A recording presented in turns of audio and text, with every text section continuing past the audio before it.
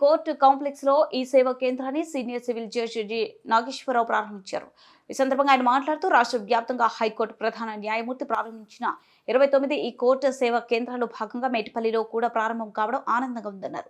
ఇటు సేవా కేంద్రంలో పలు రకాల ఆన్లైన్ సేవలు అందుబాటులోకి రావడం వల్ల కక్షిదారులకు సత్వర న్యాయ సేవలు అందజేయడంతో పాటు న్యాయవాదులకు కూడా సమయం ఆదా అవుతుందన్నారు.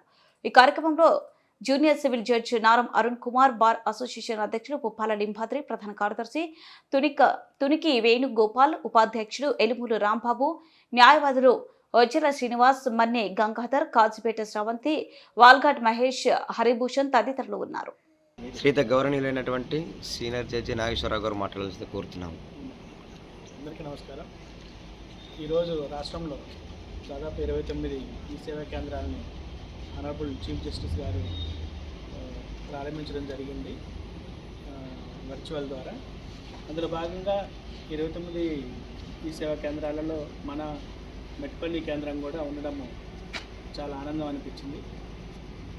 ఇందులో ముఖ్యంగా మనకి కక్షిదారులకు కానీ అడ్వకేట్స్కి కానీ సిటిజన్ చార్ట్ ఒకటి ఉంటుంది.